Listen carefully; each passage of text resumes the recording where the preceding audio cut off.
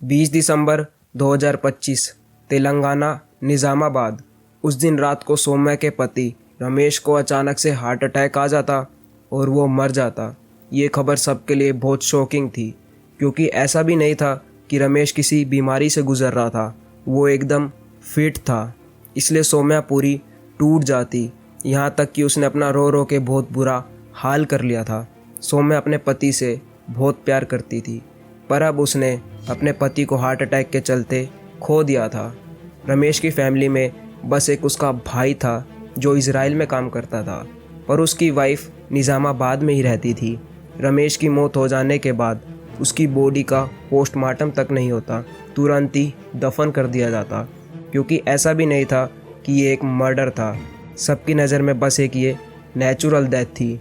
पर एक थी जिसको कुछ गड़बड़ लग रही थी, वो थी रमेश की भाभी अनुषा, क्योंकि जब उसकी बॉडी को दफन करा जा रहा था तब वो उसकी गर्दन पे कुछ निशान देख लेती, जिससे उसको शक होता।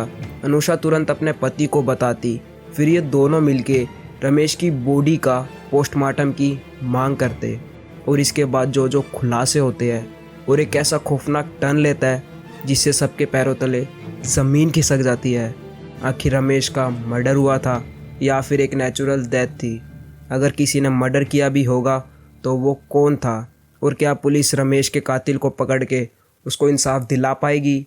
खुलेंगे केस के राज हिमांशु के साथ।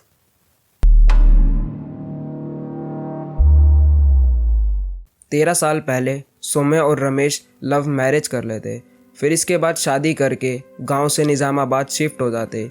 इधर रमेश एक प्राइवेट कंपनी में काम करता और सौम्या निज़ामाबाद के ही किसी प्राइवेट स्कूल में एज अ टीचर ज्वाइन कर लेती। अब आगे चल के इनके 3 बच्चे पैदा होते, 2 लड़के और 1 लड़की। सब कुछ सही चल रहा था, फाइनेंशियली भी स्टेबल थे, किसी भी चीज़ की कमी नहीं थी। एकदम हंसती खेलती फैमिली थी, सब एक दूसरे से बहुत प्यार करते थे। पर अगस्त 2025 में ऑफिस से आते वक्त रास्ते में रमेश का कार से एक्सीडेंट हो जाता। तब वो बहुत इंजर्ड हो जाता, इतना कि उसको कुछ दिनों के लिए हॉस्पिटल में एडमिट तक होना पड़ता है। फिर 1-2 महीने के बेड रेस्ट के बाद रमेश वापस से नॉर्मल हो जाता और अपना काम पे जाने लग जाता।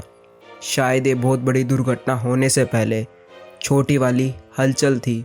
19 दिसंबर 2025 रात को खाना खाने के बाद सौम्या और रमेश सोने चले जाते और इसके अगले दिन सौम्या देखती है कि रमेश सांस नहीं ले रहा था, क्योंकि उसको हार्ट अटैक आ गया था।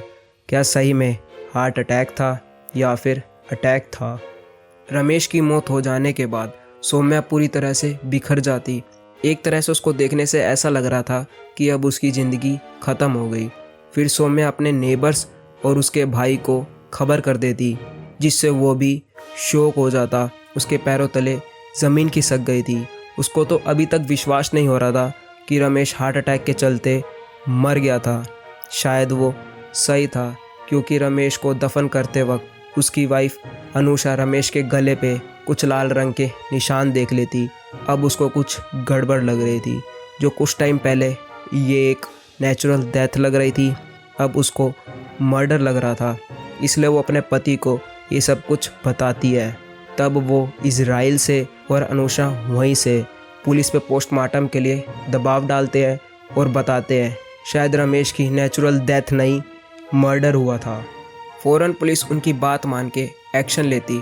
24 दिसंबर को रमेश की बॉडी को कब्र से निकाल के पोस्टमार्टम के लिए भेज देती और रिपोर्ट में जो जो खुलासे होते हैं वो दिल दहलाने वाले थे। सोने से पहले किसी ने रमेश के खाने में बहुत सारी नींद की गोलियां मिला दी थी। फिर कपड़े से उसका गला दबा के तड़पा तड़पा के रमेश को मौत के घाट उतार दिया था।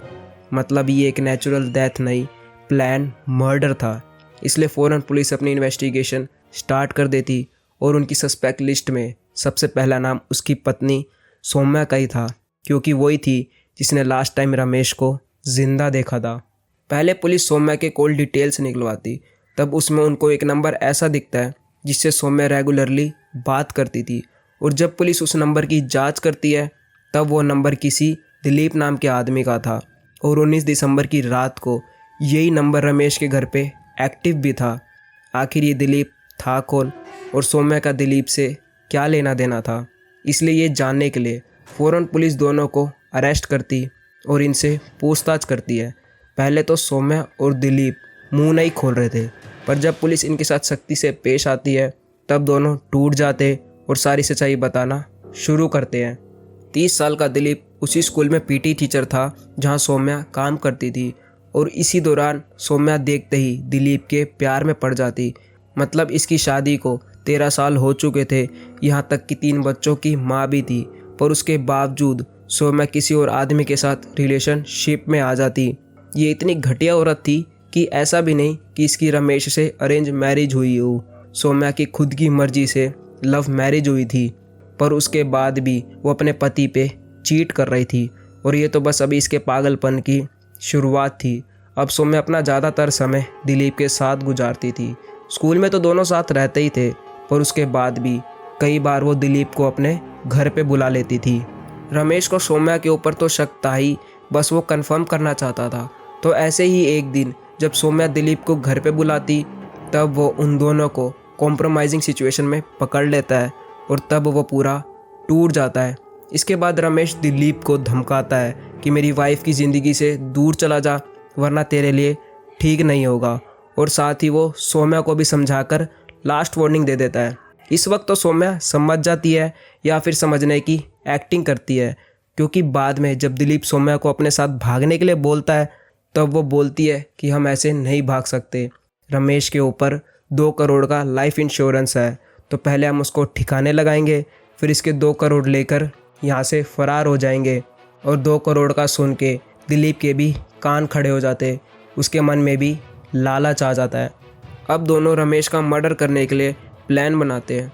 सौम्या इस तरीके से उसका मर्डर करना चाहती थी कि किसी को भी ये मर्डर नहीं, एक नेचुरल डेथ लगे। इससे रमेश भी उनके रास्ते से हट जाएगा और साथ ही 2 करोड़ भी मिल जाएंगे। फिर सौम्या दिलीप को किलर हायर करने के लिए बोलती है। तब दिलीप किलर को हायर करता है रमेश का मर्डर करने के लिए। उनका प्लान ये था कि रमेश जब स्कूटी से अपने घर आ रहा होगा तब कार से उसका एक्सीडेंट करवा देंगे, ताकि किसी को भी ये एक नेचुरल डेथ लगे।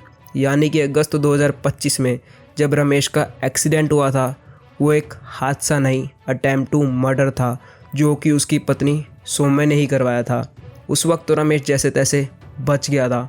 इसके बाद सौम्या दूसरा प्लान बनाती। वो बस जल्द से जल्द रमेश को रास्ते से हटा के उसके 2 करोड़ लेकर दिलीप के साथ भागना चाहती थी।